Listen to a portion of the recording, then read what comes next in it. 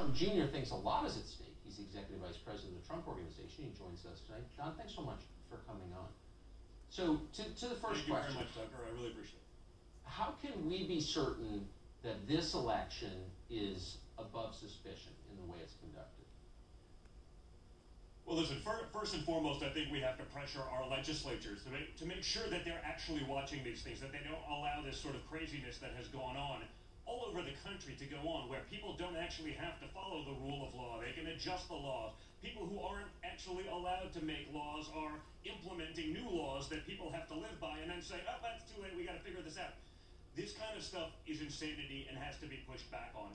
We can't allow it to happen. We can't allow ourselves to lose the Senate. If you truly believe in conservatism, if you believe in freedom, if you believe in individual rights, if you believe in the Second Amendment, we have to combat this nonsense. We have to win. We have to hold the Senate in Georgia. And also, Tucker, one thing I do have to say, I appreciate watching the opening monologue. I appreciate you calling out Eric Swalwell as someone who was probably the #2 recipient of his tinfoil hat brigade attacks about Russia for years, where he called me a traitor.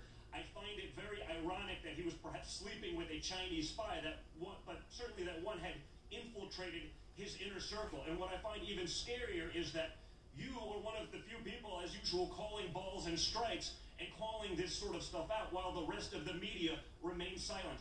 We shouldn't be surprised about the media being silent on this issue, which is truly a national security threat, while this man sits on the House Intelligence Committee. But we also shouldn't be surprised that someone who basically may have soiled himself on national TV also allowed his agency and his group to be infiltrated by a Chinese spy. So thank you for calling out Swalwell as well. I mean, the Washington Post is owned by Jeff Bezos, who runs essentially China's biggest retail operation. So maybe there's a reason they're not saying it. So Republicans are very dispirited. They're very distrustful. I think they have a lot of reason to be both. And so some are saying it doesn't really matter who controls the Senate. We're out. We're not participating. What would you say to them? I think that's literally what the Democrats want you to believe. They would love for you to take this stance that it doesn't matter, to roll over and die. They can pack the courts. They can attack the Second Amendment. They'll give D.C. statehood.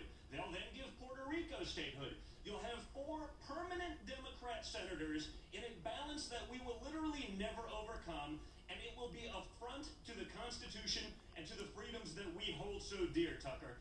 This is what the Democrats want for life. They would love to demoralize you, so you sit at home, allow them to go ballot harvest, go win.